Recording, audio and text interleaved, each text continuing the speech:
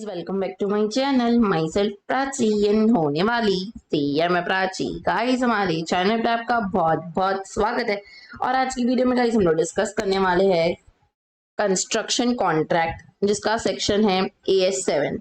तो गाइस हम लोग अकाउंटिंग स्टैंडर्ड 7 डिस्कस करने वाले हैं, कंस्ट्रक्शन ऑफ कॉन्ट्रैक्ट। ये गाइस तो इसी के साथ हम लोग स्टडी मैथ्स भी कवर करेंगे at the end of video. तो आप पूरी वीडियो को अच्छे से देखिए। तो चलो वीडियो को स्टार्ट करते हैं, लेट्स गेट स्टार्टेड। तो सबसे पहले गाइस कंस्ट्रक्शन कॉन्ट्रैक्ट सब क्या समझते हैं हम लोग ये डिस्कस कर लेते हैं। कंस्ट्रक्शन कॉन्ट्रैक्ट जो होता है ना, मतलब जैसे कि बिल्डिंग्स बनती है ना, बहुत बड़ी बड़ी बिल्डिंग देखा ही होगा आप लोगों ने, ठीक है।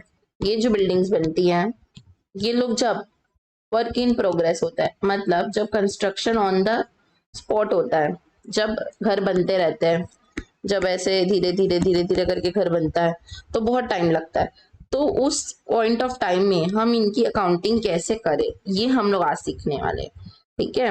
मतलब फिनिश गुड्स का तो आसान होता है अकाउंटिंग करना, जब सेल हो रहा है तब कर दो, ठीक है। कोई प्रोडक्ट है तो उसका आसानी से हो जाता है। बट ये तो एक सर्विस हुई ना, जिसमें हम घर बन रहा है धीरे धीरे। और प्रॉब्लम ये भी तो आती है ना, इसकी ईयर का इशू आता है। एक साल में घर नहीं बनता, घर बनने को सालों साल लग जाते हैं। बड़ी बड़ी अपार्टमेंट बिल्डिंग्स फ्लैट्स बहुत टाइम लगता है बनने में। आप सब तो अपने आंखों से देखे होंगे ये सब चीज। तो उसकी अकाउंटिंग कैसे करें, ये आज हम लोग सीखने वाले हैं, ठीक है। तो चलो देखते हैं। सबसे पहले हम लोग एप्लीकेबिलिटी देखेंगे कि कैसे ये एप्लीकेबल होता है। तो देखो, जो ये अकाउंटिंग स्टैंडर्ड है ना, वो होता है कंस्ट्रक्शन कॉन्ट्रैक्ट के ऊपर एप्लीकेबल।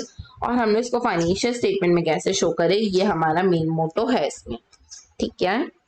कंस्ट्रक्शन कॉन्ट्रैक्ट को अपन को अच्छे से डिफाइन किया गया, वो देखते हैं अपन। Where a construction contract is a contract specially negotiated for its construction of assets. मतलब हम लोग का ये जो है ना, ये कॉन्ट्रैक्ट है। फर्स्ट ऑफ ऑल तो ये कॉन्ट्रैक्ट है, ठीक है। उसके बाद ये स्पेशली नेगोशिएटेड काय के लिए हुआ है, मतलब सिर्फ और सिर्फ कंस्ट्रक्शन ऑफ असेट के लिए ही इसको लाया गया, ठीक है। जो कि इंटर रिलेटेड और इंटरडिपेंडेंट है। Design technology functions of construction के, ठीक है। और क्या क्या इंक्लूड करता है, जिसमें आप रेंडर ऑफ सर्विस करते हो, जैसे कि आर्किटेक्ट की सर्विसेज ले रहे हो, ठीक है। कोई भी चीज को बर्बाद कर रहे हो, जैसे समझ लो कि कोई खंडहर है, उसको तोड़ोगे तब तो आप अपने मन का आशियाना बनवा सकते हो ना, तो डिस्ट्रक्शन हुआ। अगर कोई हाफ बनी हुई बिल्डिंग है और उसको आप पूरा करना चाहते हो तो रिस्टोरेशन हुआ, है ना। तो उस टाइप से चीजों को अपन सब इंक्लूड करते हैं कंस्ट्रक्शन कॉन्ट्रैक्ट में। क्लियर हुआ यहाँ तक। Construction contract can be fix price, ये फिक्स प्राइस भी हो सकता है और कॉस्ट प्लस भी हो सकता है। हमेशा याद रखना, ये दो मेथड से बनता है, एक कॉस्ट प्लस और एक फिक्स प्राइस। फिक्स प्राइस में आपका कॉन्ट्रैक्ट में लिखे रहेगा कि 1000 रुपए देंगे हम, एग्जाम्पल, ठीक है। तो वो फिक्स प्राइस हो गया। कॉस्ट प्लस में कैसे रहता है कि 50 रुपीज लेंगे प्लस ये कॉस्ट है हमारा 50 रुपीज, तो इसके ऊपर हम अपना मार्जिन लेंगे। तो ये होता है कॉस्ट प्लस और ये होता है फिक्स प्राइस। क्लियर। देखो डेफिनेशन भी दिया है, जब कॉन्ट्रैक्टर एग्री करता है कोई भी फिक्स कॉन्ट्रैक्ट में, जिसमें उसका जो रेट रहता है वो फिक्स रहता है, तो उसको बोलते हैं अपन फिक्स प्राइस कॉन्ट्रैक्ट, ठीक है। इसमें जो, और ये एस्केलेशन के सब्जेक्टिव रहता है। आई होप आपको एस्केलेशन का मतलब पता होगा, बट इंटरमीडिएट में पूरा चैप्टर सॉल्व किए, तो एस्केलेशन का मतलब तो मैं एक्सपेक्ट कर सकती हूँ कि आपको पता होगा, फिर भी मैं आपको एक बार बता देती हूँ। एस्केलेशन का मतलब होता है कि प्राइस में इंक्रीज आ जाना। जैसे कि गाइस हम लोग एक डेवलपिंग इकोनॉमी में रहते हैं, ठीक है। तो प्राइस जो रहता है वो हमेशा फ्लक्चुएट हो रहता है, कभी भी कम कभी भी ज्यादा हो सकता है। तो अगर अपन फिक्स कॉन्ट्रैक्ट में रहते हैं ना, तो उसमें एक्सीलेशन क्लॉज डलवा देते हैं। जैसे कि अगर रॉ मटेरियल का कॉस्ट कुछ ज्यादा ही बढ़ गया, तो उस केस में इस प्राइस को हम चेंज करेंगे, समझे। तो उसको बोलते हैं एस्केलेशन क्लॉज। कॉस्ट बता देते कितने की है, उसमें अपना मार्जिन को ऐड कर देते हैं, तो ये हो जाता है cost plus method. I hope guys ये इजी मेथड्स आपको दोनों समझ में आए होंगे। अब अपन आगे बढ़ते हैं गाइस। तो चलो देखते हैं, कुछ टाइप के अपने कॉन्ट्रैक्ट्स होते हैं, जैसे कि एक कॉन्ट्रैक्ट हो सकता है, बहुत सारे कॉन्ट्रैक्ट हो सकते हैं, ठीक है। अब एक कॉन्ट्रैक्ट में भी जरूरी नहीं ना कि बहुत सारे असेट हो, सिंगल असेट भी हो सकता है, बहुत सारे असेट्स भी हो सकता है। फॉर एग्जाम्पल आप मिस्टर ए हो, आपके पास एक भी घर नहीं है, तो फिर आप एक सिंगल घर बनाने का कॉन्ट्रैक्ट दोगे। और ये मिस्टर बी है जो कॉन्ट्रैक्टर ही है, ठीक है, तो ये क्या बनाता है, फ्लैट्स, ठीक है। तो इनके पास तो बहुत सारे घर बनवाना है इनको तो एक साथ, तो ये क्या हुआ, मेनी एसेट्स हो गया। आपका क्या हुआ, सिंगल एसेट हो गया, ठीक है। हो सकता है एडिशनल एसेट्स बनवाना हो, मतलब आपके पास पहले से एसेट्स, अब आपको उसमें एडिशनली कुछ करवाना है, ठीक है, तो एडिशनल एसेट्स भी हो सकता है। क्लियर। अब इसमें कुछ स्पेसिफिक पैरास दी हुए, उसमें आपको मैं समझाती हूँ क्या दिया हुआ है। देखो पैरा 7 जो है वो बोलता है कि separate proposal should be submitted for each asset. Her assets का आपको अलग अलग प्रपोजल देना पड़ेगा, उसके साथ साथ आपको नेगोशिएशन भी देना पड़ेगा, उसके साथ आपको कुछ ना कुछ कैश या रिवेन्यू देने पड़ेंगे उस एसेट से जो भी आपको रिसीव होते हैं, तो उसको अपन बोलते हैं सेपरेट कॉन्ट्रैक्ट, ठीक है। पैरा 9 जो बोलता है वो बोलता है कि आपको सिग्निफिकेंटली डिजाइनिंग करवाना पड़ेगा, हर चीज में डिफरेंट डिफरेंट और नेगोशिएशन होना चाहिए प्राइस में, तो ये भी होता है सेपरेट। और जब मेनी कॉन्ट्रैक्ट की बारी आती है तो पैरा 8 एप्लीकेबल होता है, जिसमें अपन को ग्रुप ऑफ कॉन्ट्रैक्ट्स रहते हैं एक ही पैकेज में। जैसे आपको सेट में बुक्स मिलती है, फॉर एग्जांपल अपनी सीएमए की बुक्स एक साथ मिलती है 8 की 8 फाइनल की, तो आपको सेट में एक साथ मिल गई एक पैकेट में, सिंगल पैकेट में आपको पूरा ग्रुप ऑफ बुक्स मिल जाता है। सब लोग एक दूसरे से रिलेटेड रहती है और कंटिन्यूसली काम चलते रहते हैं।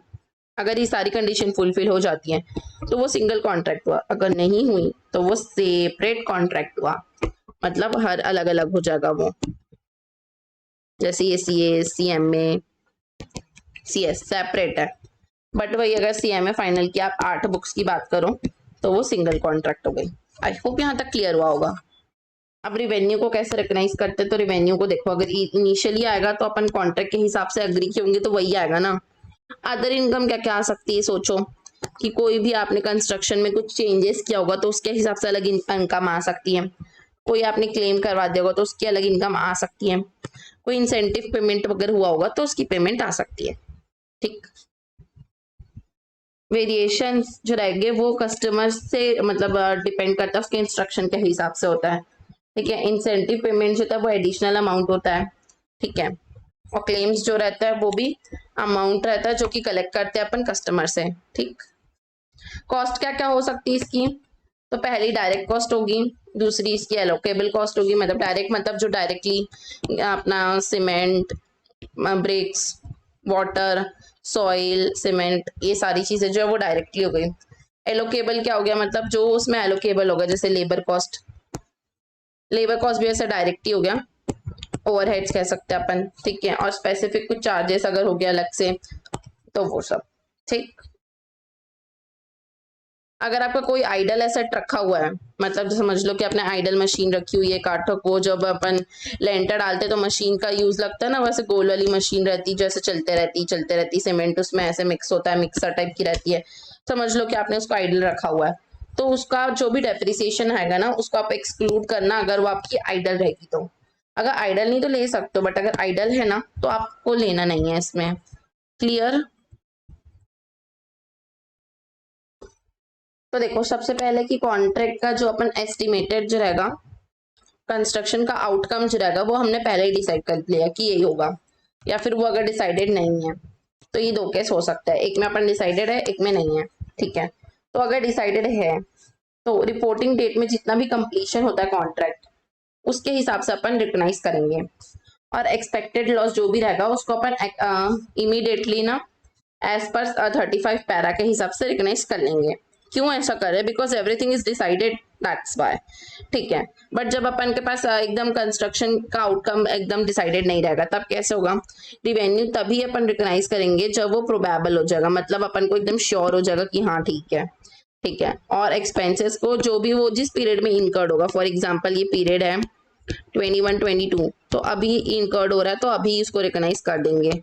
और जो इनकम है उसको कब करोगे, जब भी आपका फाइनल होगा या फिर प्रोबेबल होगा तब। एक्सपेक्टेड लॉस का क्या करेंगे, पैरा 35 के हिसाब से होगा। क्लियर, यहां तक समझ गए। आगे अब आपको लॉसेस और एक्सपेंसेस को कैसे रिकग्नाइज करना है, तो जो भी लॉसेस है, जो भी आपकी रिकवरी ऑफ कॉस्ट है जो कि आ नहीं सकती, मतलब नॉट प्रोबेबल, मतलब फाइनल नहीं है ये आएगी कि नहीं आएगी, बिल्कुल भी फाइनल नहीं है, आपकी इनकम जो है वो रिकवरेबल नहीं हो रही, मतलब आपके डेटर जो है आपके पैसे नहीं दे रहे आपको। क्लियर, ठीक है। और cost incurred in security of contract, contract को बचाने के लिए आपने कोई कॉस्ट इनकर्ड किया है, सिक्योरिटी के हिसाब से रखा है, जैसे कि अपन मॉर्गेज रखते हैं ना उस टाइप से, हाइपोथिकेशन रखते हैं उस टाइप से। तो अगर वैसा रखा है तो उस केस में ये सारी चीज हमारे लिए एक्सपेंस मानी जाएंगे, हम लोग उसको एक्सपेंस मान लेंगे सब कुछ को। अब ये बहुत प्यारा सा डिस्क्लोजर टेबल दिया हुआ, आप अच्छे से देखिए। डिस्क्लोजर कैसे देंगे अपन, जो भी amount of a contract recognize as a revenue, जो भी वहां पे कॉन्ट्रैक्ट में अपन को कमाई हुई, रेवेन्यू हुआ है, वो अपन पीएल के क्रेडिट साइड पे डालेंगे। क्लियर। उसके बाद जो भी मेथड हमने अडॉप्ट किया है उसको अपन नोट्स टू अकाउंट में डालेंगे कि हमने ये वाले मेथड से फॉलो किया है करके। ठीक है। मेथड जो कि हमने स्टेजेस ऑफ कंप्लीशन, जैसे कि इसमें स्टेजेस होते हैं ना, यहाँ पे थोड़ा कंप्लीट हुआ, फिर थोड़ा, फिर थोड़ा, फिर थोड़ा, तो वो भी हम बताएंगे नोट्स में अपने। ठीक है।